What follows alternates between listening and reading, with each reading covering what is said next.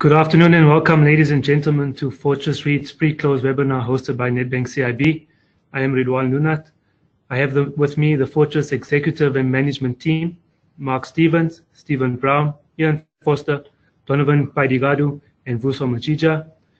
We also have from the board, Robin Lockhart-Ross, the independent non-executive director. We will have questions and answer session after the update, so feel free to type out your questions during the call. Thank you. Over to Mark. Good afternoon and welcome to everyone, and thanks both Len and Ridwan. Thanks for the facilities here at our co-sponsors' offices in Sandton, not too far from us to come from Morningside, so thank you very much. So I think we've got a reasonably fullish agenda, so I'm going to go through it reasonably quickly, but I think probably the important issues that we want to go through today are really where the company sits at the moment, the changes that we've made, which were announced on the SENS last night, and really just to confirm the strategy of the business going forward. So just as a confirmation, and just for those who need refreshing, Fortress is a listed REIT. We, at the moment, as we sit, are the third biggest listed REIT in South Africa, and we are heading towards our 10th year of listing. And it's a unique business in terms of its A and B structure. The A share trades very similar to a preference share, which has a growth of the lower of 5% or CPI, or whatever is the lower. And the B share, which is a share that's a far riskier share, which the last year has proven to show as it's traded in a difficult year. But quite honestly, for the people who bought up front when Fortress listed, the A share has grown from a 1 Rand share to, I think, around 14 Rand, not its highs as of last year, but certainly I think the people who invested up front have done well. So just to go on to the strategy, Fortress is a company that is specialized in the South African market, in particular on the logistics side, where we have a very active logistics development pipeline.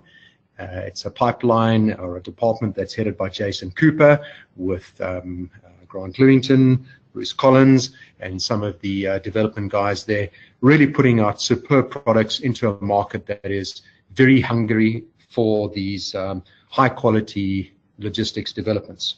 We also have a retail portfolio, which is headed by Vuso Machija, who with his team run 60-odd retail buildings, which generally are focused on the commuter market in rural and small towns throughout South Africa, and generally buildings that trade very well at the moment.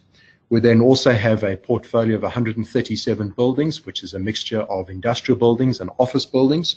We consider those buildings to be non-core, and I'll deal with the strategy of those during the course of the presentation. Finally, we also have an exposure to 3 listed equities, Nepi Rockcastle, Resilient, and Green Bay. Once again, we'll deal with those under their specific title. So coming to the listed equities, our spread on the investments is 60% on the physical side and 40% on the listed side. So clearly for us, the biggest investment is the Nepi Rockcastle investment, where we own 24.3% of that business. Vuso has recently been appointed to that board as our representative, and it clearly is a business that we have a lot of faith in. It's a business that we understand well. It's a business that has grown alongside us. It's a business that trades in a market that has very good growth. It's a business that we are, as I said, close to, and a business that we like, and we are close to management in terms of knowing where they go. Their guidance at the moment for the year ending December 31, 2018 is in the order of 10% distribution growth. So we are obviously projecting that number, and we think it's a number that is a good number for the growth of the business. In discussions with management and in terms of their latest numbers that they've put out, their retail portfolio, which it is prominently a retail portfolio, is trading at an 8.5% tenant turnover on a year-by-year basis, which quite honestly in an environment where we sit at the moment, certainly compared to the South African market, is a very good growth number for trading density. Clearly, we're watching the unfolding Viceroy report that's been written on the company. We quite honestly think it's an uninformed report. We think it's a load of nonsense. We think there's an agenda, but unfortunately it's been picked up by a lot of the South African short sellers. It's also been picked up by a lot of the main stream press, who have taken it as being sensationalist information and obviously shock value. I think the response that's come from NEPI in terms of their response has been a very good response. I think they're going to back most of it. And I think at the end of the day, they are going to take legal action against the likes of Viceroy, who might or might not have written the report. But we will obviously see how that unfolds. But in the meantime, we're very committed to that business, and it's a business that we like, and we like a lot. Just in terms of our strategy on the offshore market, South Africa clearly sits in a difficult environment at the moment, where growth is lower, where unemployment is high at the moment. We have been hit now with the latest set of load shedding, which is clearly not going to be good for the economy going forward, which is why we clearly like an exposure to certainly a high growth market, which is what the NEPI Rockcastle business gives us. Further moving to the rest of the listed equities, we have an exposure to the Resilient Group. Resilient is probably a fund that has the best retail properties in South Africa, and our exposure, which is approximately 4.5% of our total assets, is something that we are looking at extracting long-term value out of it to make sure that we can get the best performance for our shareholders. Finally, we have an exposure to Green Bay. The first set of return of capital has been returned to us, just over R1 billion odd, and we expect a second return next Monday, which will be just under R1 billion odd. It'll leave us with an investment of about 800 million rand and will represent approximately 1.5% of our assets. Management is in discussions with various parties to see how best to extract value from that investment going forward. Turning to the general property, our direct property portfolio at the moment, as I've said to you, we have specialized really on the retail side of the properties and on the logistics side. And we've done this for a number of reasons. The arrears on the industrial portfolio have picked up slightly, as once again the constraints of the South African economy have shown, in particular on the industrial side, on the manufacturing side of the South African economy. But saying that, our handovers to legals are actually down. We track it on a month-by-month basis, and for the last couple of months we're sitting at approximately 0.36% of total billings being handed over to legal, and that's down from approximately 0.4% in the first half of the year. The total legals is down to 50.2 million from 56 odd million as of the June numbers. On the retail side, and I'm pleased to have Vusa here with us at the moment, we can confirm that the retail portfolio is trading well. Clearly it could be better, once again a factor of the economy, but looking at a lot of our retail properties, the sway on those retail properties really comes from agriculture, mining, cross-border, government grant. So at this stage, we're looking at a slight tick up on the trading density, the year-on-year trading density. In June, we reported a number of 4.1%, and the number as of the end of October sat at approximately 4.3%. At the same time, our vacancies are down at 4.6%, which does include various units that are being redeveloped at the moment, but that's down from 5.2%. The centres where we are looking at redevelopments at the moment, Equinox, the Plaza at Mbombela, Kokstad, Arbor, all progressing along nicely, and I see as of the close of business in December that the 4.6 number should probably reduce even more. On the new side, new developments that we're undertaking on the construction, we can confirm that the White River development is now underway. The contractors moved on site 3 weeks ago, and this is the 10,000 square meter centre that's been developed for Checkers, Woolworths, Dis-Chem, and a number of other smaller users in that area. This is phase one, and as and when we are fully let on phase one, which we believe we'll achieve by year end, we might very well push the final phase two to give us a complete development of approximately 20,000 square meters in a very exciting part of the country. The second development that we are undertaking at the moment is the extension of the Sturkspruit Mall. That's a mall that sits in our retail portfolio, in the rural area. We're expanding the centre by approximately 4,500 square metres on a two-phase basis at the moment. So construction has commenced on phase 1, which is 2,750 odd square metres, where we're going to provide space for the likes of Ackerman Sports Scene, Markham's, and a couple of other fast food users. We have also undertaken a redevelopment of the taxi rank, which sits adjoining to us. And even though it's not a piece of ground that belongs to us, we're going to undertake a CSI development on that, which ultimately at the end of the day will feed into our shopping centre.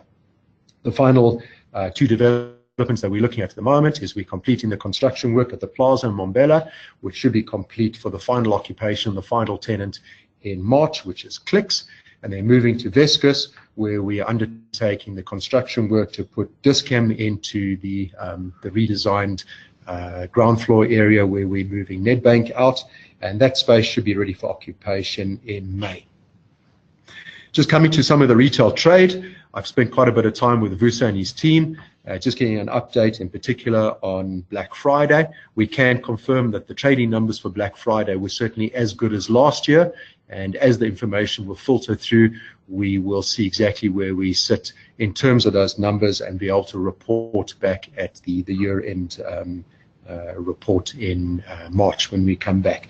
But to say that the Black Friday has been good, Vusa assures me that even though Black Friday fell on the day before payday, the numbers were sufficient enough for us to say that I think it's going to be another successful trade for the likes of Checkers, ShopRite, Pick n Pay, and Game, who really went all out to ensure that customers enjoyed a very, very successful, certainly day, but what has turned into a black weekend for the traders as they picked up on the payday, which happened a day or two later. So we're not expecting any dramatic change as far as the December trade is concerned, but really where the impact happens, as did last year, was we saw a slight drop on the trade for January, which means that back to school is not really as exciting as it was previously. In my time that I've also spent with the retailers, clearly one of the big talking points is obviously EDCON and our exposure to EDCON that we have at the moment. So we obviously are concerned about the EDGA's business. EDCON as a group is obviously split on our side into 4 trading businesses: EDGA's, Jet, EDGA's Active, and CNA. Our concern is clearly with the EDGA side, where we have exposure to 5 stores. We have plans underway at the moment as to how we're going to be dealing with that. Vusa and his team meet on a regular basis with the EDCON grouping. But as far as Jet is concerned, we're not seeing too dramatic changes as far as the Jet trading numbers are concerned. And we're actually quite bullish in terms of Jet as a business and believe that Jet has a space in the retail environment for South Africa going forward. We've reduced our exposure to EDGA's Active quite dramatically, and we will watch to see what the EDCON group do with the EDGA's Active brand. Our exposure to CNA is really via 4 stores. We believe that CNA has a space in the markets, especially in the rural areas, where they provide a very important source of stationery, books, religious books that they're now going into, computers, and paraphernalia that really do suit a market that doesn't have readily exposure to that type of sales.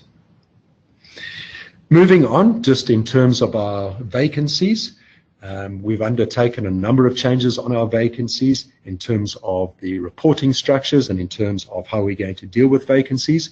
We've appointed Bruce Collins to take over the asset management of the industrial and logistics side, and Bruce has had quite a lot of success there already, where in fact as a total vacancy for the whole group, we have seen that the vacancy has dropped already from 7.4% as of June to approximately 6.5% at the moment. And a lot of that vacancy has been taken up in particular on the industrial side, where Bruce and his team now are working quite hard, in particular our Sando node, where they've taken the vacancy in our Sando business park from 20,000 square meters to 10,000 square meters in the last 3-4 months. So already the concentration on the industrial portfolio has borne fruit. Even though, as I've confirmed, it is non-core to us, we do see that vacancy will come down, and certainly some of those buildings will be moved on as more focus will be placed on the portfolio going forward. On the office side, clearly the office side is the fly in the ointment, and we expect the office vacancy to probably remain static where it is. Despite that, we have had some very, very successful lettings during the year, but unfortunately with every letting you do lose a couple of tenants as well. We currently sit on 39 buildings at the moment, 214,000 square meters, and a portfolio worth approximately 2.7 billion rand. The average rental is not high at about 122 rand per square meter gross, but really the strategy there is to dispose of the buildings and to dispose of them as quickly as possible at the best possible prices. We can confirm that we are on the Leeds office at the moment on our third biggest building, and we expect to transfer that building before year end. So really the emphasis is to be able to sell those properties as quickly as possible where we can't let them. Just focusing again on the industrial side. So we sit on 99 odd buildings on the industrial portfolio, a rental of around 50 odd rand a square meter. But once again, we've had a lot of success in terms of selling of industrial properties. We've sold 4 industrial properties in the last couple of months, and we really see a lot more movement in terms of sale of those industrial properties. We've had a number of successful lettings, including our big Paramount building in Isando, where the lads have really had a successful letting campaign. We sit with a big vacancy in Uitenhage, which is once again non-core to us. We currently have an offer to purchase on that property that has been concluded, but is subject to final board approval, and hopefully by the time we report again in our March numbers, we'll be able to confirm the successful conclusion of the sale of that property. Moving to the logistics portfolio, it really has been the driver, a lot of the growth in the Fortress portfolio.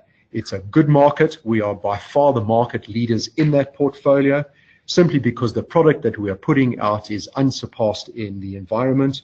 We have the best flooring, we have the best heights, the best fire systems, we have great parking, we have great security in these parks. They really are buildings that we believe we can be proud of from an international point of view. And in terms of the South African market, as I say, really there's no product that is coming close to that. So both when we develop for the tenant market or where we build speculatively, we really believe that we are putting out a product that is unsurpassed in terms of its quality. We can confirm that a number of our developments have gone particularly well during the year. So in particular on the Clarewood side, where we are developing approximately 358,000 square meters of space. The first building has been completed. The temporary occupation certificate was granted on Friday last week. We've concluded a 10-year lease with SAMAR. I know a lot of the analysts went around and looked at that building 2 odd months ago. We can also confirm that Gatehouse is now complete. The off-ramp of the freeway is about to be completed within the next week or so. But really, this is a building that I believe is unsurpassed in terms of its quality and in terms of what can be offered to the market, in particular in the Durban Basin area. We are in final negotiations with our user for 46,000 square meters. It is dependent on getting the rail to the site, and we believe that the freight rail, we should have an agreement concluded with Transnet within the next week or so to be able to supply a rail to the site, which really they will unlock the final developments on that site to be able to have the best development in the region. Coming to one of our other developments in the Durban region, that's Cornubia Umhlanga. We are reaching the final development completion phase of the macro. We opened up the off-ramp, on-ramp off the freeway on Friday last week, and we believe that the macro should be completed at the end of December for BO. BO will then last 3 months as macro do the installation, and that'll be ready for an Easter opening next year. Macro expecting that to be one of their top trading stores in the KwaZulu-Natal region, and we really believe that's going to unlock the remainder of the site for us to be able to complete the developments with our development partner, the M&F Jurisic family.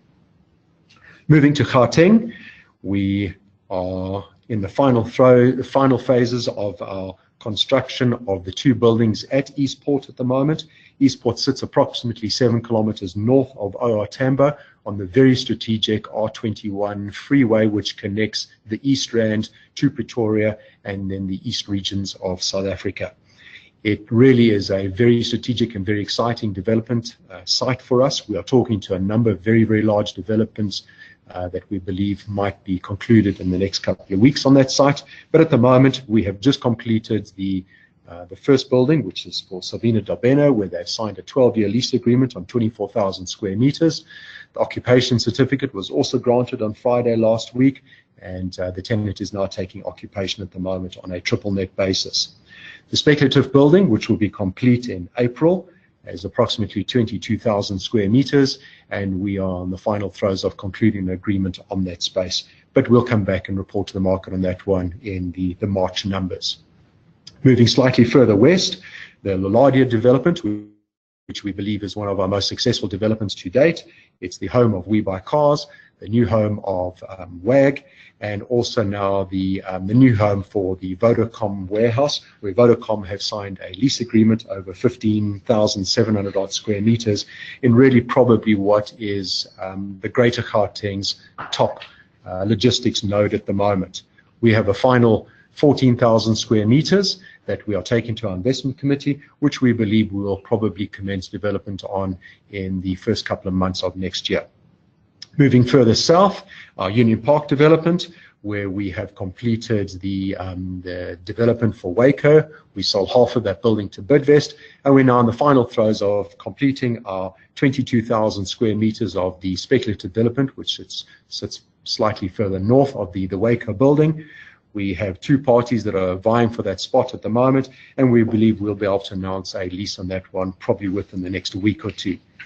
A most magnificent development. It sits on an island between two very important freeways, so great exposure, great security, and once again a building that has great yards and 15-meter height to bring it in line with the top warehouses or logistics facilities in South Africa. One of our new developments that we are just about to complete is our Westlake development. Westlake sits in the just slightly south of the Limbro industrial area in Longmeadow. It's a building that's opposite our Bongani Rainmaker logistics facility. It's a building of approximately 23,500 square meters. We have an offer on the table at the moment. We are already just looking at dotting the I's and crossing the T's, but we believe that we'll be able to conclude a successful agreement before shutdown on that property this year. Finally, one of our other developments that we are dealing with at the moment is the Montague Park development, which is a development where we own 25% in Cape Town. It's a development where we are building a building of 25,000 square meters for Decofern. That building should be completed in the first half of next year, and it almost finalizes the developments that we'll be able to conclude on the Montague site. As far as the direct properties are concerned, I think probably the only real other thing that we need to concentrate on is our disposals, where we have been very, very busy. We have a number of properties that are transferred, as I said, this year already. Currently, at the moment, we have attained a figure of 2% above our book value of the properties that are new sales that have happened, other than the ones disclosed in our final year numbers.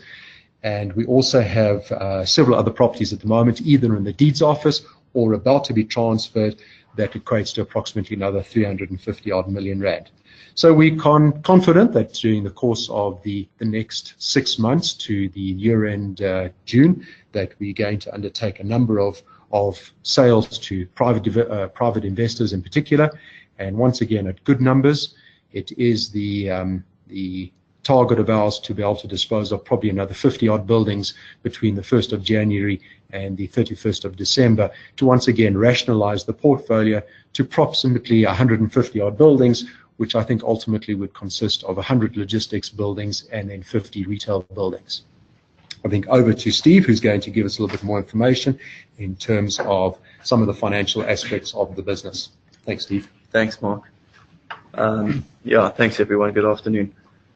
I think we just wanted to touch on initially the progress on the SIYAKHA Education Trust and the restructure of those trusts as was announced in Q2 of this year. What happened during sort of February and March of this year, given the third-party debt that was advanced to SIYAKHA, they were forced sellers of Fortress A units, and that radically reduced the ownership by the SIYAKHA trusts of Fortress shares. That, combined with the negative equity in the trusts, unfortunately led to us getting 0 points under the new scorecard in the ownership pillar. And that was the primary reason for us getting a non-compliant score for the junior end. It's something that we were, I think, all bitterly disappointed about.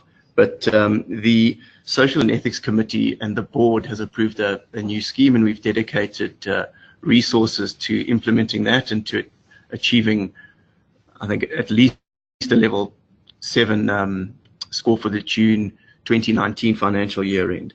It's really a plan that focuses on each pillar under the new codes, and I think one of the key pillars for us is obviously procurement, given our development pipeline. So it's something that we're working closely on with a lot of the suppliers and the contractors, and we will be going through a rating for the December year end, just an indicative rating, and we'll report back to all of the shareholders at the interim results presentation in the first week of March. Something else that was quite topical for the current quarter, we issued shares under the new long-term incentive plan, which was approved by shareholders at the AGM last year in 2017. We did limit the gearing offered to general staff to 1 times, and most of the staff didn't take up any gearing, but it's a share scheme that vests over 5 years, and I think the staff morale has certainly been boosted significantly by that. And I think it's a far better scheme in terms of the award component, and the fact that I think staff feel like there's a real value there even prior to the vesting dates. Just in terms of the staff numbers, obviously we were very sad during the year to see Roel Bornman leave, but there have been no other staff that have left during the year. And I think, Fortress still retains its status as an attractive place to work. We've hired, I think over the past 2 months, approximately 10 new staff members, including our recently appointed CFO, Ian Forster, and another partner from Grant Thornton, a few people in the asset management division, a lawyer in the legal division, and several people in the retail and development division. So we're quite pleased that we still are able to attract fantastic talent, and I guess we welcome all of them to Fortress. In terms of a treasury update, I think the sort of strategy of selling the tail of the portfolio, mostly in the industrial and office sectors, and using those funds to roll out our development pipeline is continuing very nicely. We've had very good refinances with the banks. We've refinanced 2.4 billion in the current half year with Standard Bank and RMB at rates that I think we were better than expected, and certainly well below 200 basis points margins, which was very pleasing. We haven't rolled any debt capital markets or approached the debt capital markets recently, and I think it's probably an area that we're placing less reliance on going into 2019, and a lot more reliance on secured funding. And I think working with our banks, we're going through several discussions at the moment to look at secured funding, secured purely by mortgage bonds over property, and no funding against our listed scrip, given the volatility, and I think the reluctance to gear against that, which is, I think we share the similar views to the banks on that regard. We have had some good reaffirmations of our credit ratings. GCR reaffirmed our rating at AA- and A1+ for the long and short term respectively, and Moody's also gave us a stable long-term rating of Baa3 and a short-term rating at P3. I think our gearing levels for the December year end are looking much the same as they were for the June year end, sitting at roughly 32% currently at the moment. We have implemented some new interest rate swaps, some local currency rand interest rate swaps, and we're sitting at about 75%, which is the target currently that the board policy has set. Obviously, I think over the medium term we would really like to get to 80%, but it just wasn't possible to go and put on too many hedges during the current period. I think just in terms of the cross-currency swaps, we've had quite a few questions around those given the return of cash from Green Bay. We have unwound some of those cross-currency swaps, and we are currently in the process of unwinding more of those cross-currency swaps. When we entered into the Green Bay position, we didn't take on many cross-currency swaps as we went in, so therefore there aren't that many to unwind as Green Bay returns cash, but we are in the process of unwinding them, and we'll update everyone as to exactly what that position looks like at the interim results presentation in the first week of March. Thanks. Thanks, Steve. I think just also to confirm, Fortress does sit in a strong cash position at the moment, so we are looking at alternatives for that cash in terms of what to do with it, whether it's a case of more aggression as far as the developments are concerned, payback of facilities, or alternatively look at share buybacks. So those are all being looked at very, very carefully. But I think moving further on to our announcement that we put in the SENS yesterday evening, I think the board composition and succession planning has been something that's been on our minds a lot. Clearly, we are looking at strengthening the board all the time, and with that, we have announced a number of changes to the board. So the first thing is that we are very thankful and have expressed our gratitude to Farid Wania, who's now stepped down off the board, and he has been replaced by a number of new board members. So the first one who's joined the board is Donovan Paidi. Donovan joins us as our Chief Operating Officer. He has been with the company now for nearly 2 odd years, where he has been closely aligned with the development guys, with asset management, and then also with the investor relations. So we're very pleased to welcome Donovan to the board as a qualified CA, and someone I think at the end of the day is going to bring a lot of experience to the board and strengthen the composition thereof again. The second new face that we welcome to the board is, as Steve mentioned, Ian Foster, who joined us a few months ago. Ian has now been appointed as the CFO. Ian comes to us also as a qualified CA from Grant Thornton, where he was very involved in the M&A activity, and once again he's going to strengthen the financial side of the business, where we are looking at obviously bolstering a lot of our reporting, which I think has already started to come through in terms of the last set of results that we put out. Finally, as far as the executives is concerned, we also are pleased to announce that Steve Brown has relinquished his position as the interim financial director, chief financial officer, and he's been appointed as the CEO designate, which he's graciously accepted. And with that, I've obviously announced to the board that I seek to leave within the next 12 months. And at the end of that 12 months, I would have been with Fortress for 10 odd years. And I think, certainly from my point of view, a CEO probably shouldn't stay on for longer than 10 years in any event. I think your outlook becomes stale. I think you become calcified in your thinking. And really, it's an opportunity for some young blood to come in, people who have got a deep passion for the business, people who are very committed to the business, and people who are aggressive to take the business to the new level.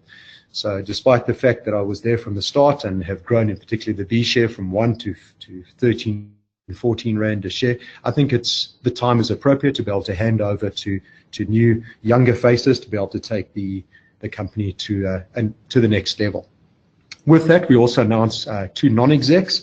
We have appointed Vuyiswa Machiwana to the board. She joins us to assist with the BEE that we require as far as our strategy is concerned. Vuyiswa is the CEO of the South African Institute of Black Property Practitioners and will bring a vast wealth and excitement as far as the BE is concerned. Finally, we also would like to welcome Sue Ludolf, also a qualified CA, who will join Fortress to once again strengthen the financial side of the business.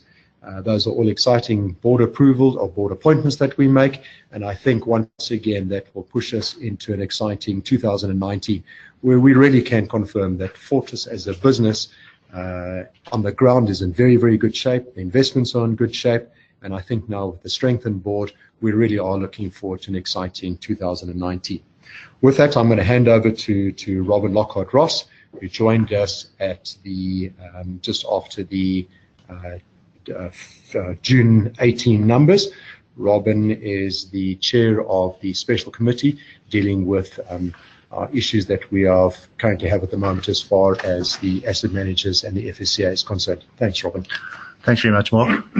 As I'm sure most participants will know, Fortress was the recipient of a letter on the 23rd of August from 10 of the largest asset managers, a letter that was sent collectively to Fortress, Resilient, Nepi, Rockcastle and Green Bay, in which those asset managers demanded an all-encompassing forensic audit conducted by a Big Four audit firm into allegations that have been made against the company in various analyst reports that have been published over time, but particularly over the last 6 months. Allegations that related, one, to alleged insider trading and market abuse, and two, to historic property transactions and related party transactions.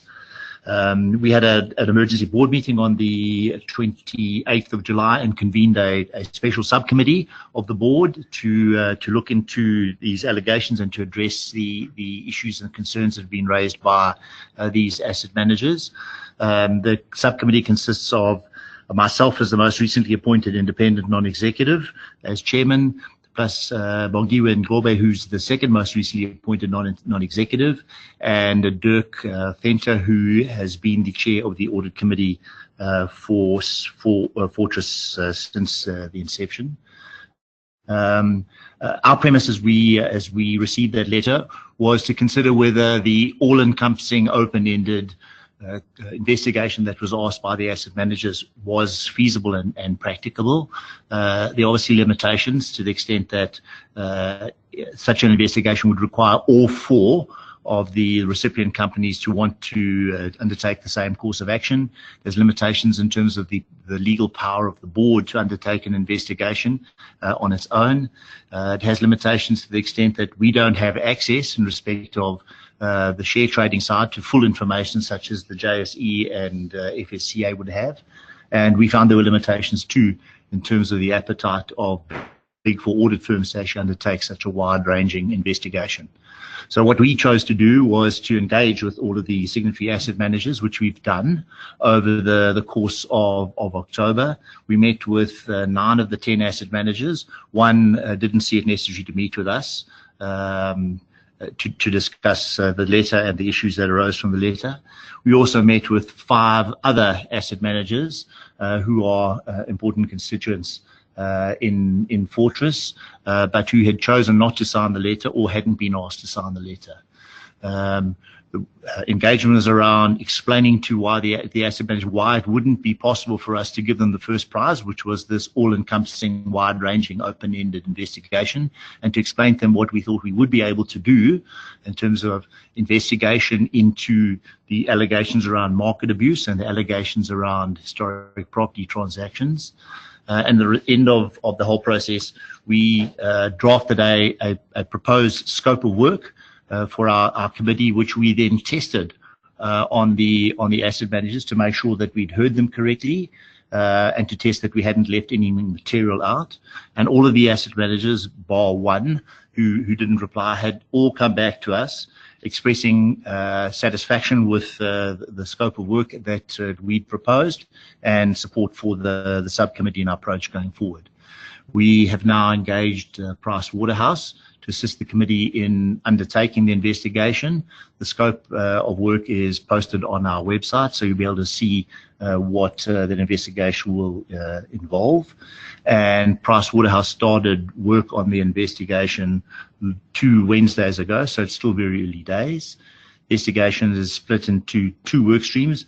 One work stream run by a partner in PwC's forensic arm that look at the allegations around market abuse and insider trading, and the other work stream that is being run by a partner in the legal division within PwC that's going to look at the allegations around related party transactions and historic property deals. So those will run parallel. It is our intention that the findings of PwC will be published. Please understand that in terms of PwC's standard letters of terms of engagement, our publication of their report requires their consent, and it would be our intent to wrap this up, if at all possible, by the end of the first quarter next year.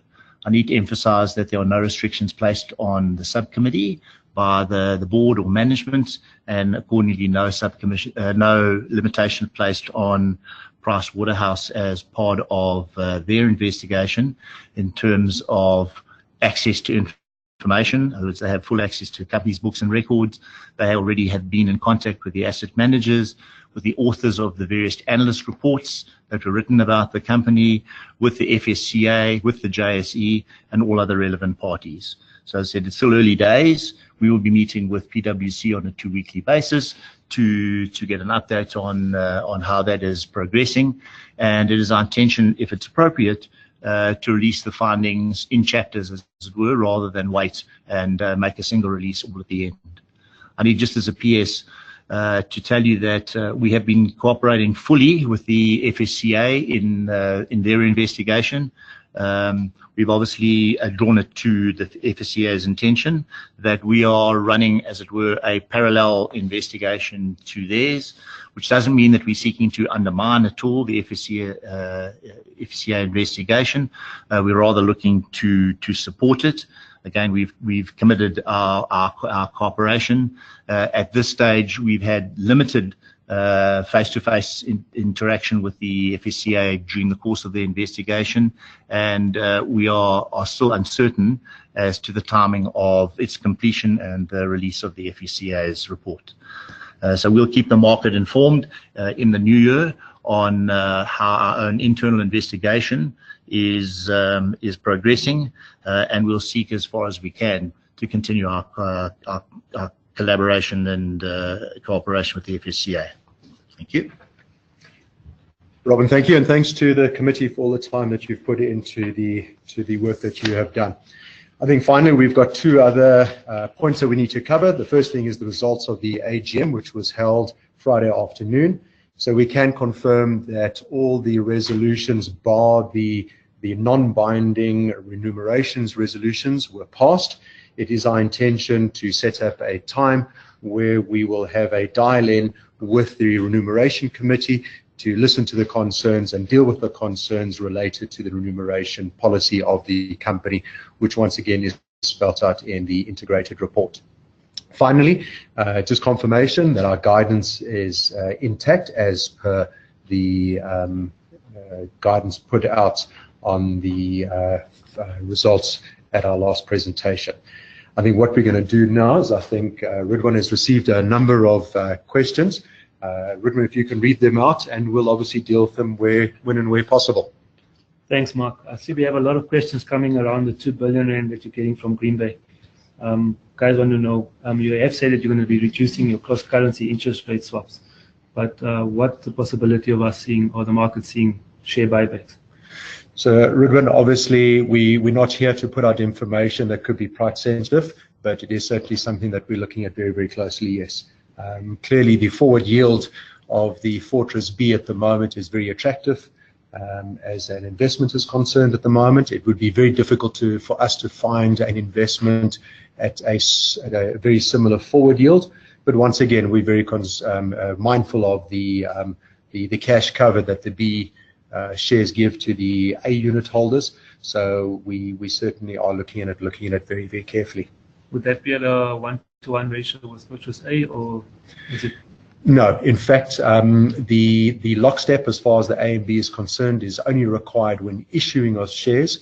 Where there's a buyback of shares, one can buy the shares individually of each other, and certainly there is no problem with cancelling the shares individually of each other. So no, there are no restrictions in terms of how the relationship of the A and B is handled going forward once they have been issued. One of the questions coming through is it worth spinning the industrial and office property into another REIT or selling them as a portfolio to another listed fund? So yes, look, we are in discussion with a number of parties as far as new listings is concerned at the moment. It is a difficult environment to look at new listings. It's not only Fortress that has had a difficult year, but I think a lot of property companies have had a difficult year. Clearly, property is very reliant on inflation in the model. It's reliant on growth in the model, and it's obviously reliant on lower interest rates. So we have really been hit by a perfect storm as far as the listing is concerned at the moment. And it really is our intention to look at trying to extract the maximum amount of value as far as the sale of properties is concerned.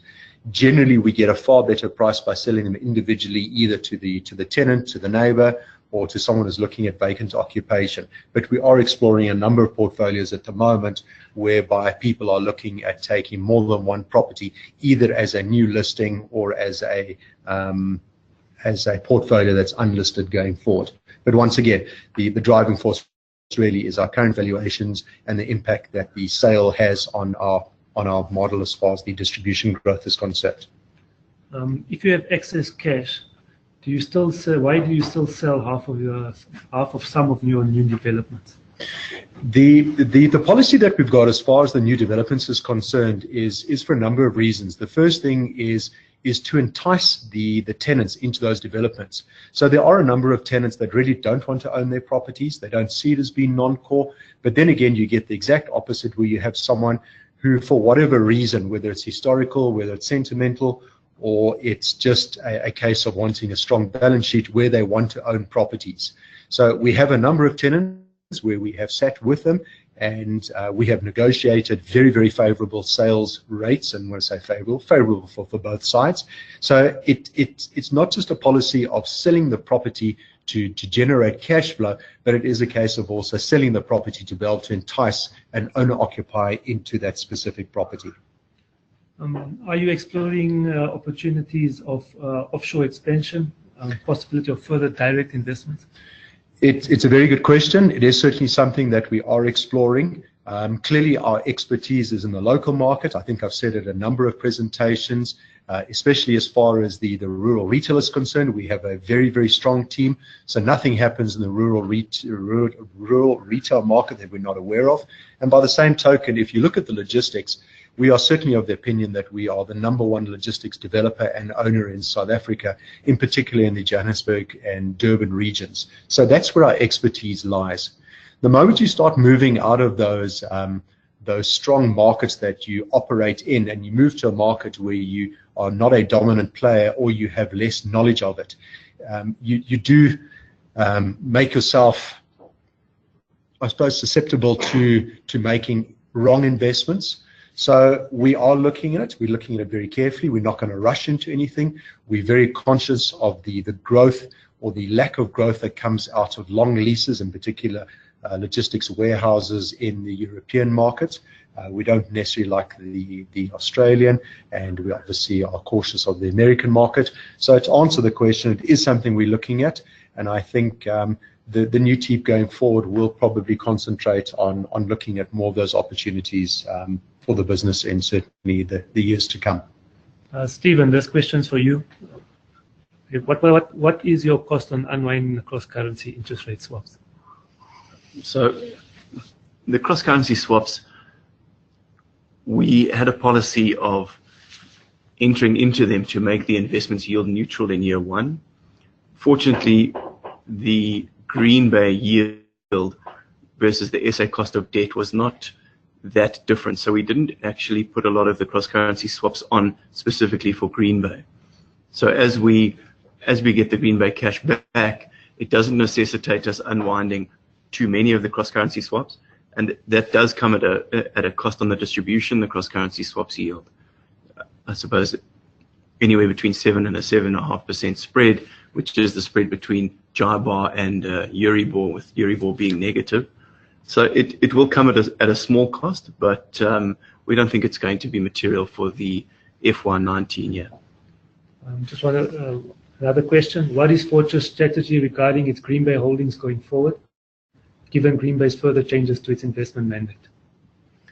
I think it's quite a small investment post the return of the next tranche of capital next week, Monday. It will be circa 750 to 850 million rand. I think we do speak to Green Bay management on a regular basis, and I think speaking to them gives us some comfort that their strategy is real estate focused.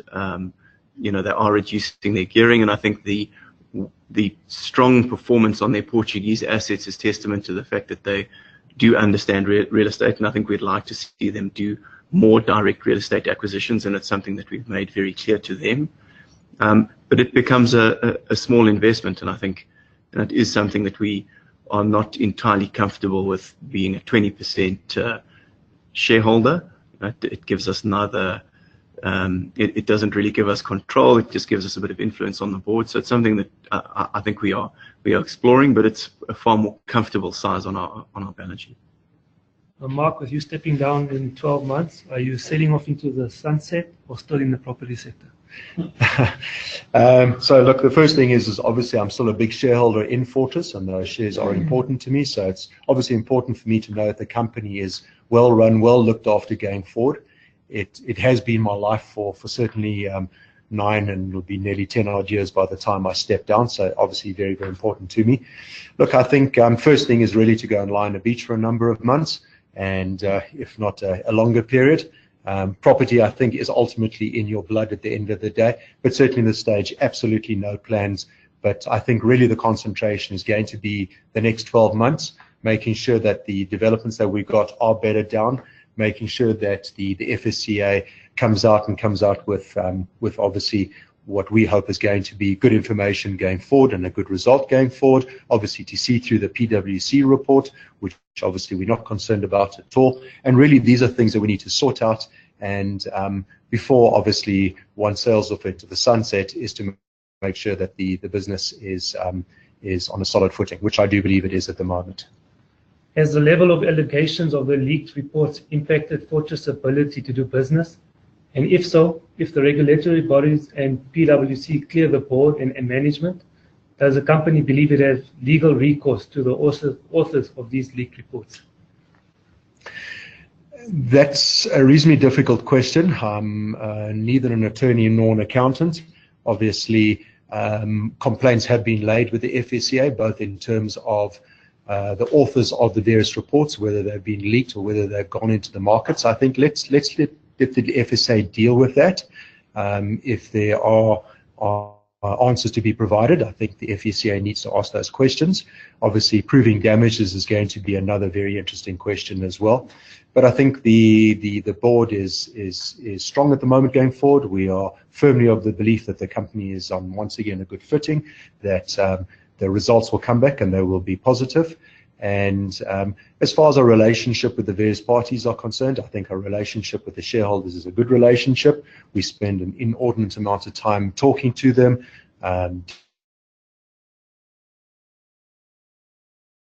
dealing with a lot of their queries that they have spent a lot of time with the banks. So I think the company, once again, is on a strong footing going forward into 2019. Just a final question coming through on disposals. Can you just give us some more clarity or more color with regards to disposals? Are they more skewed to office or industrial? I don't really want to differentiate at this stage. The office buildings are clearly bigger investments, so we have a bigger building. They tend to be less buyers for something like that, whereas the industrial properties have a smaller value per asset.